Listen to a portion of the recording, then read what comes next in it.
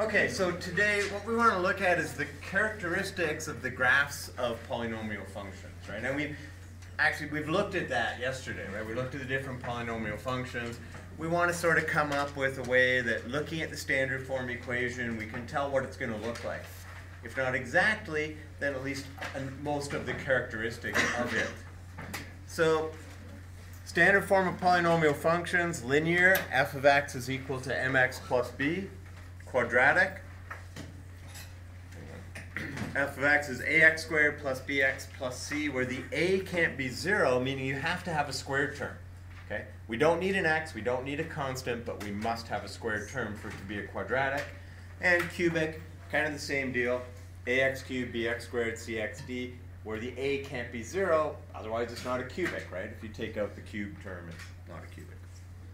So, we want to look at the leading coefficient, right, which in linear is m, and in quadratic or cubic is a. It's the coefficient of the highest degree term. Okay? What are the degrees here? What degree is linear?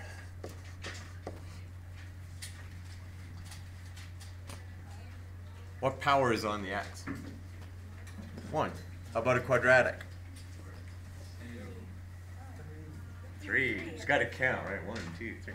So linear is of degree 1. Quadratic is degree 2. Cubic is degree 3. So what we want to do is look at the characteristics of different polynomial functions. We're going to fill in the chart for each set of graphs. So what you want to do is just get out your graphing calculator, take a couple minutes, go through these, filling in this table. I'm just going to so let's do the linear first. Here's the linear. So take a couple minutes, plug it in your graphing calculator. Okay, so we have two graphs here, 1/2 x minus 6 and negative 5x plus 2. What's the degree of these graphs? Okay, degree 1, right? They are linear graphs. How many x-intercepts does a degree 1 graph have? 1 x-intercept. What is the y-intercept of 1/2 x minus 6? Minus 6. Minus 6. What is the y-intercept of negative 5x plus 2? 2. Okay, so just keep in mind that these are for the individual things, right? What is the end behavior of the first graph?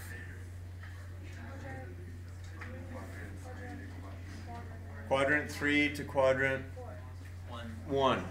Okay. It's always it shows quadrant 4 here, but it keeps going, so it's going to hit quadrant 1. So Q3 to Q1, and for the other graph, this one, 2 to 4. 2 to 4.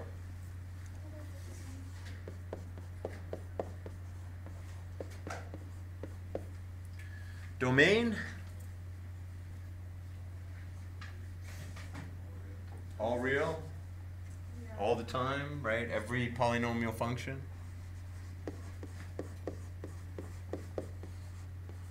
Range, all real. Every linear function, except for a constant, right? Function. So, number of turning points, 0.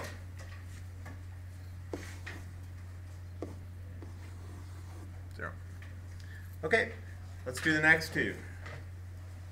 So all you want to do, go back to your calculator, go to y equals, clear it out, clear out what's there, enter these. So negative, the negative is down here, right? Negative 2x squared plus 2x plus 4. Enter, and what's the other one, which I can't see? X squared minus 6x plus what? 12? Plus 12. Okay, and you hit graph. So the first graph it draws will be the first one you entered, right? So that negative 2x, so if you want to know which one's which. Now we should know that based on leading coefficients and stuff, right? We'll start to recognize that type of information. Okay, so, okay, what degree are these? 2. How many x-intercepts do they have? Both of them? Wait a sec. One has 0. Okay, wait, which one has 0? Because we should do this in order. Does the one open? No, so that's not proper. 2 and 0. Y-intercept. What is the y-intercept of this guy? 4. And what's the y-intercept of the other one? End behavior for the first one. Yeah, so Q3 to Q4. And for the other one? Oh, quadrant 1 to quadrant 2. We go left to right. 2 to quadrant 1. Quadrant 2 to quadrant 1, yeah. Whatever, same. Well, remember, the first quadrant tells us where does this thing start. The second tells us where does it end. And we do that as we go left to right. Okay, so. But wouldn't it be on 1 though? Well. If it like kept going? Yeah, if that keeps going, it just stays in 1. No, I mean, We talking the up one or the down one? The up one. This one? Yeah. Wouldn't it be on 1? Yeah, because it would start in 1. Because it's kind of like, I don't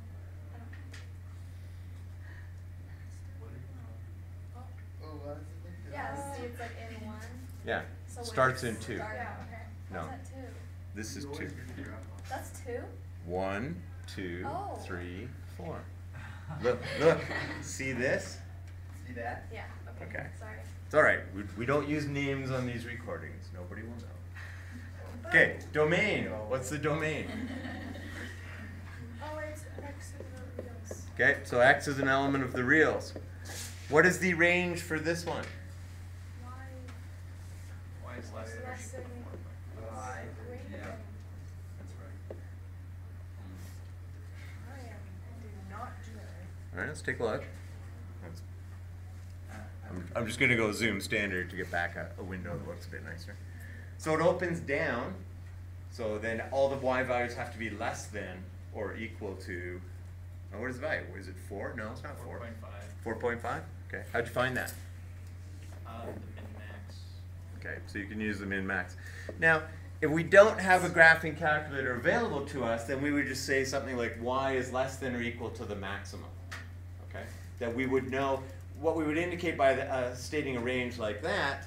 So we might say set of all y such that y is less than or equal to a max. Okay? We do have a calculator, so we can calculate, right? We can use the function, but you know, sometimes we won't have a calculator available. And what's the other range?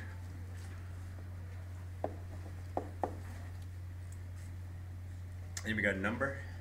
What do you say? So the range for the x squared minus 6x plus 12. That would be a maximum, right? Which one? The top one, because it opens up, so it'd be a maximum. No? Is it a minimum? Yeah, because it has a small value, right? This is the smallest value. Every other value will be above that. Anybody got a number? No, no. Anyone?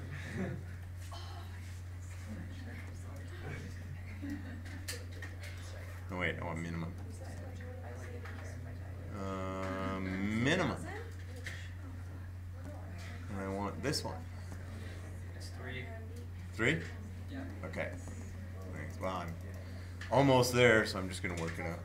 Yeah, it's 3. Ah, 3.19. Oh. I thought it was exactly 3. Round it to the nearest 100. Okay, now what we would probably say then, y is greater than or equal to some minimum, right? Again, if we don't have a calculator with us or we can't get the exact value, we can simply say that the range is such. And what's that telling you, right? This tells you it opens down, it has a maximum, right? And this tells you it opens up, it has a minimum. Number of turning points? 1. Okay, they both have 1. Okay, move on, do the next one. Okay, so I've graphed them here, but we can see that, okay, this was the first one, so we see what it looks like. The second one, it's kind of going off, so what I want to do is, I'm going to expand my window. I want to look up higher in the y values. Now, how high? Well, let's go look in the table.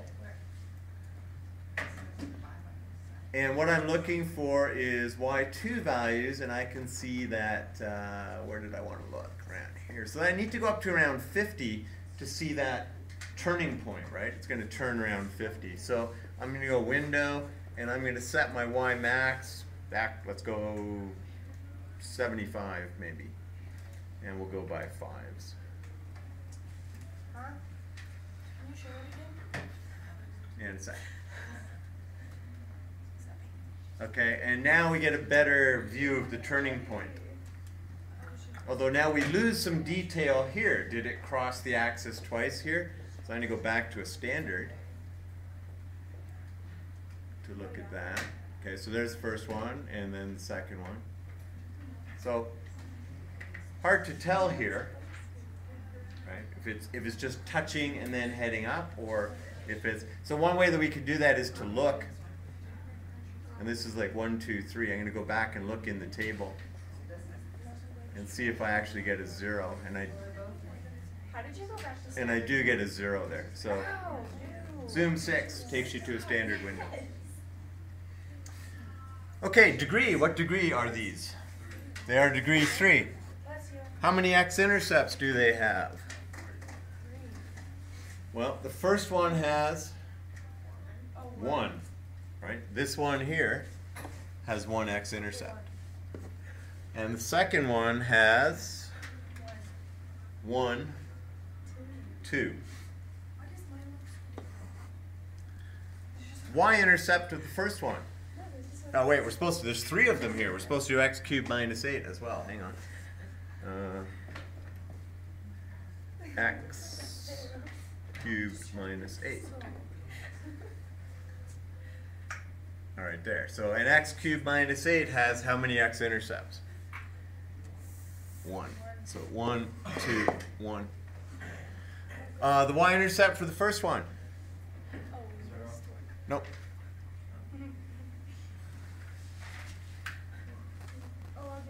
1. How do you get the y-intercept? Set x to 0.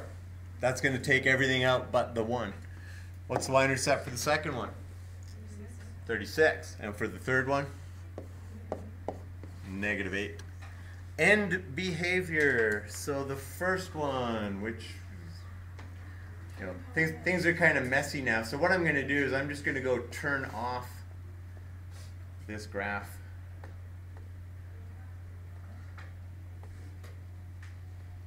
And actually the way that I turn it off is not what I'm doing there. The way I turn it off is to go to the equal sign and hit enter. So I'm going to turn off both of those graphs. Okay, so the end behavior for the first one is quadrant 2 to 4. So Q2 to Q4. For the second one, I'm going to go turn off this, and I'll go turn on the second one. Second one is quadrant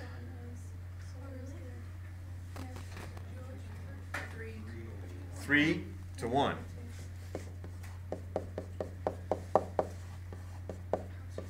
And for the last one,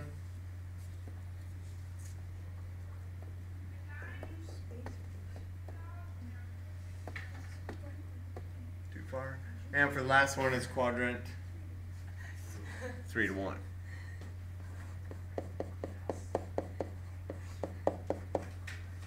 Domain.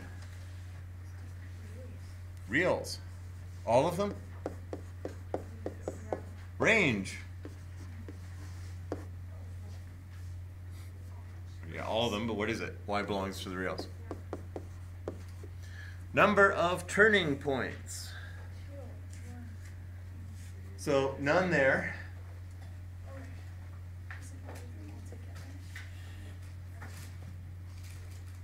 This one has none.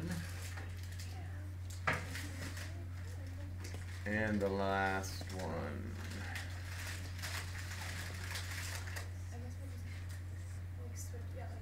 So we got 0 or 2, right? So 0 for the first one. And 2. Okay. To summarize some of the properties of polynomial functions, we're going to fill in the blanks. The blank blank affects the end behavior of a polynomial function. So what affects it? It's somewhere on the page. The words are there. Leading coefficient, right? The leading coefficient. Yeah. The blank affects the maximum number of possible X-intercepts.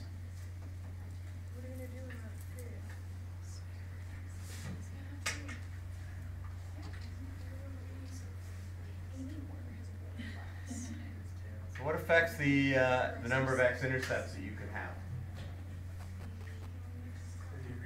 Degree, right? The degree.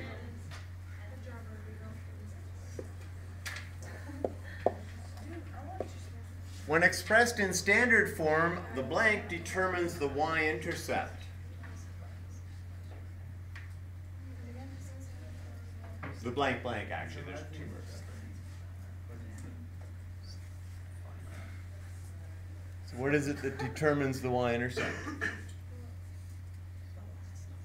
Last number. We call that the constant term, right? Because it's got no variable on it. So the constant term.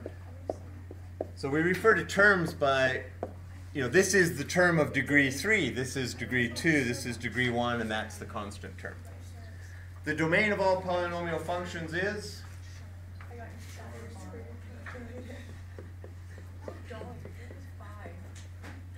Maximum number of turning points of a polynomial function is. Now we're looking for it in relation to the degree.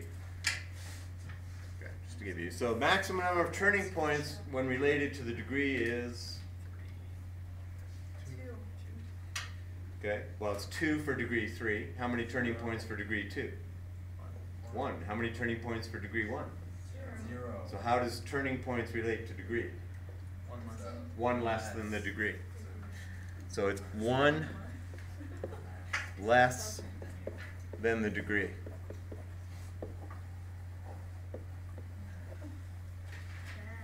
Okay, questions on that page?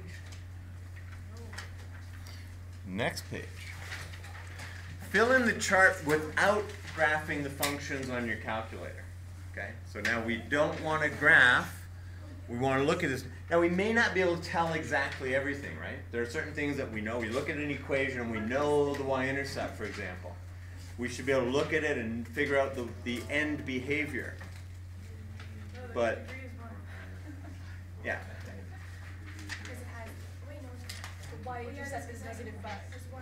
So there may be stuff like range, which you may not know, but you may state it as, y is greater than or equal to a minimum, or less than or equal to a maximum, or y belongs to the reals, or whatever. What degree? Degree 2. What? How many X-intercepts? Wow, I'm so bright. 3. 0, 2. Well, it can't have 3. This much I know. Okay, well, I thought you were on that one. 0 or 2. Could be 0, 1, or 2, right? Okay, so we don't know.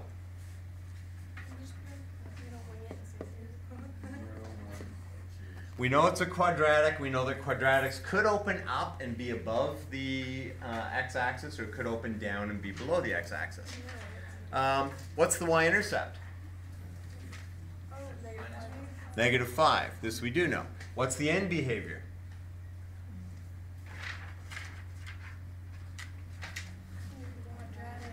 Quadratic opening which way? Down. So its end behavior is? 3 to 4.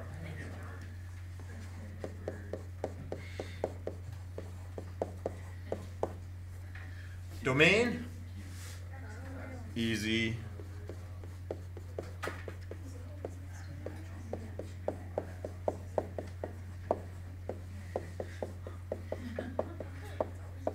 So, might as well get on a roll here, right? Okay. Because all polynomial functions have a domain of all real numbers, right? Range, what's the range?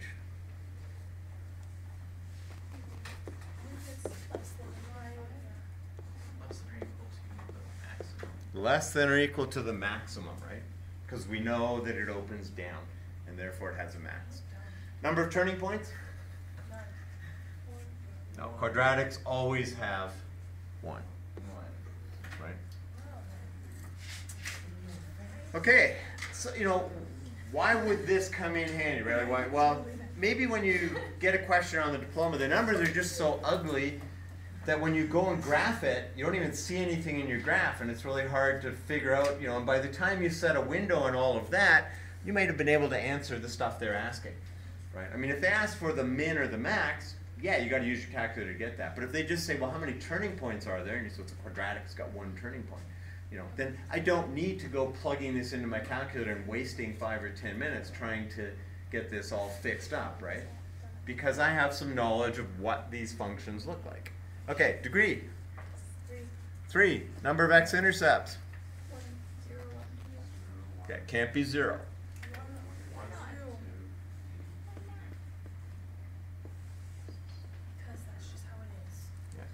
Can't be 0 because it has to go from below to above, so it's got to cross through the axis, right? Quadratics don't have to. They can just open up or down, right? But cubics have to go from low to high. Y-intercept. 1. End behavior.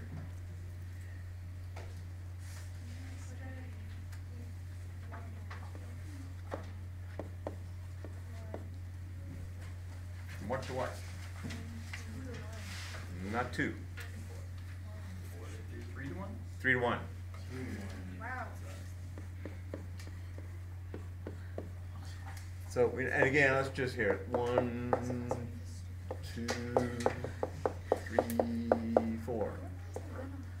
Okay? So we know with the cubic, it either starts here and ends here, it starts here and ends there, right? And what tells us that? Leading coefficient. Right? Okay, range.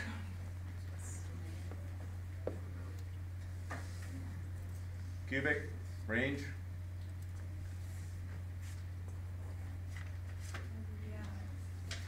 All right, time's running out. I'm just going to fill it in. Y belongs to the reals.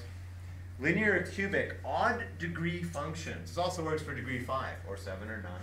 All odd degree functions will have a range of reals because they have to start low and end high. Number of turning points. 0 or 2. Likely this has 2, but 3 halves x minus 5. Degree. 1. Number of x-intercepts.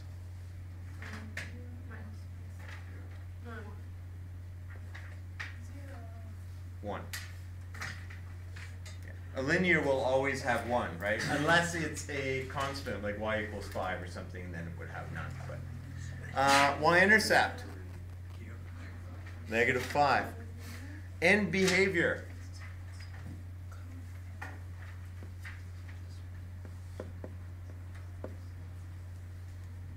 Linear straight line, you got 2 choices, right? I mean, either does this or it does that. Which is it? 3 to 1. Okay, just look at this and just say, hey, it's got a positive slope. A positive slope is going to go up to the right, so it's got to do that, and it's going to end in quadrant 1. Negative slope is going to do this.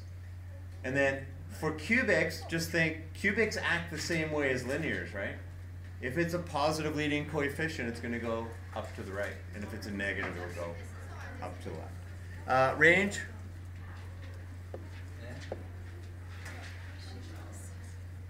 Say it. Y what? Okay. Y belongs to the reals. Number of turning points. Do linears turn? No. 0. Negative 3x to some odd number minus 5x plus 6. So, odd degree polynomials are all going to act somewhat the same, right? That's some of the same characteristics. So what degree is this? We're going to say it's odd. Wow. How many x-intercepts does it have? X-intercepts.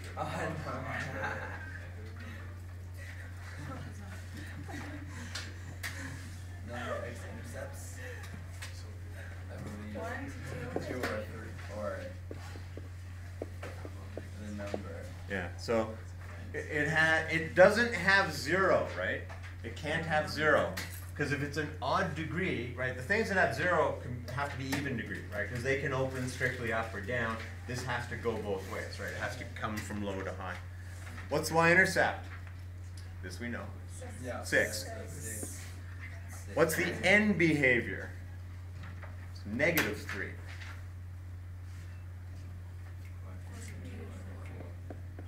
Four to 2. Okay. The domain is just real numbers. The range, real numbers, right? If it's an odd degree. Number of turning points.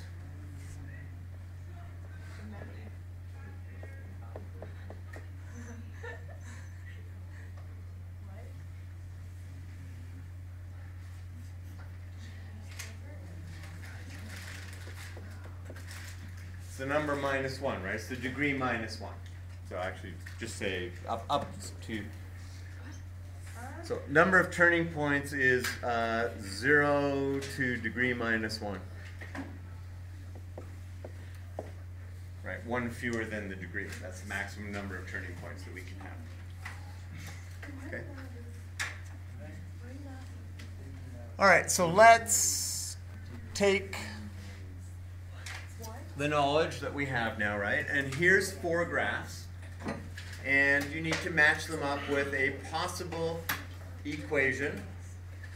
I believe there's only one answer for each, and you need to justify it, right? So think about which one it is, and then give me a reason why you think it is what it is, right? So I'll give you more.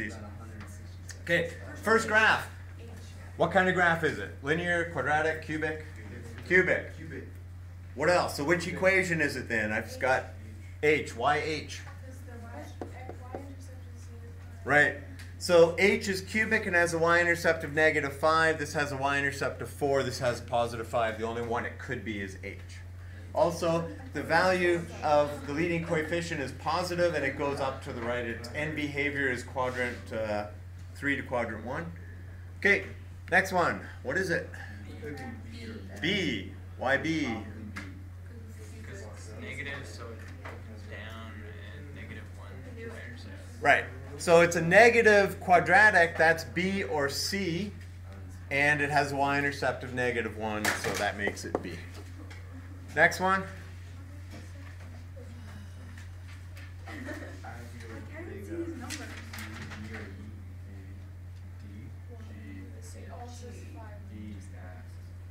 Oh yeah. That's a good one. Okay. So which one? D? Reason? Okay, yeah. It's got 4.5. I mean, this has a 4. That's the closest, but that's a cubic, and so is that. So the only one that fits. Okay, and the last one? G? Okay, so positive cubic goes quadrant 3 to quadrant 1, has a y-intercept of 4.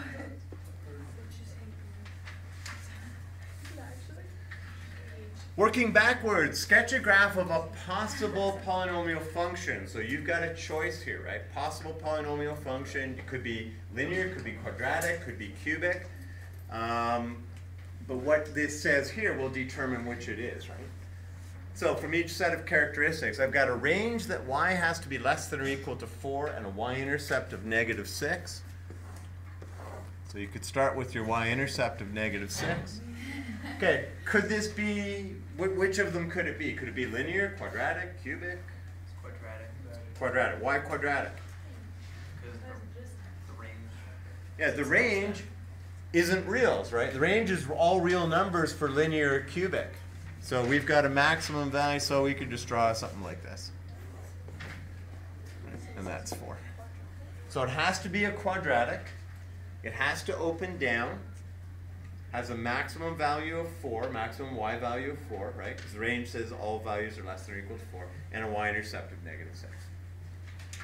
Right? You could also flip it over here. It doesn't really matter, but it has to open down. So that's the characteristics I'm looking for when I'm looking at the graph, right? And if they give you a question like this on the diploma, they might give you 4 possible graphs to look at, right? Next one. End behavior is quadrant 3 to quadrant 4. Number of turning points is 1 and a y-intercept of 2. Linear, quadratic, cubic? Okay, quadratic again. Which way does this one open?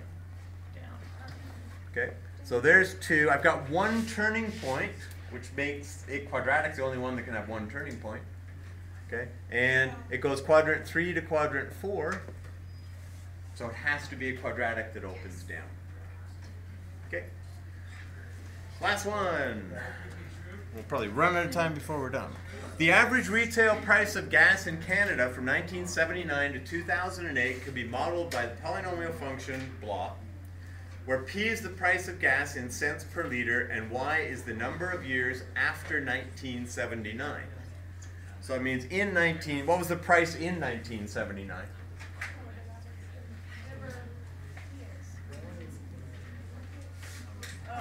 25.7 cents per liter. Woohoo, the good old days. Right? Because years after 1979 means in 1979 the Y value would be 0. Right? That would be 0 years. Okay. Describe the characteristics of the graph of the polynomial function. So, we got characteristics, right? Look up the table. So what do? What's the degree? Okay, so it's of degree 3. Number of X-intercepts. Without graphing it, we don't really know, right?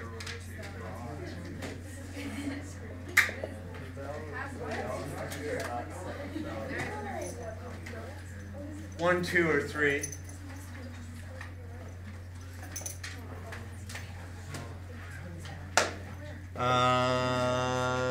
The Y-intercept.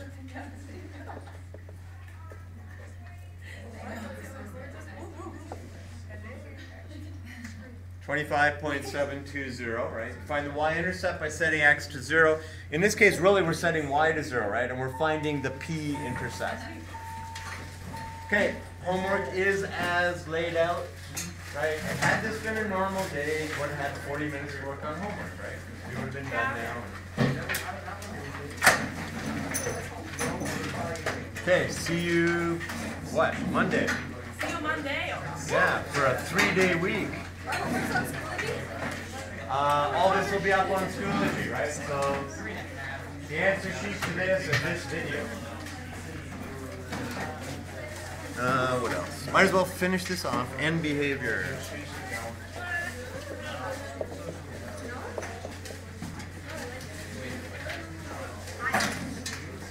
Domain.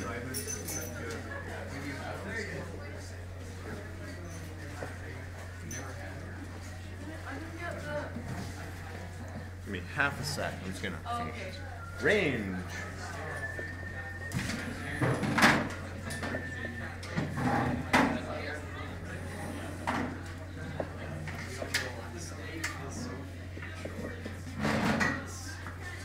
And number of turning points.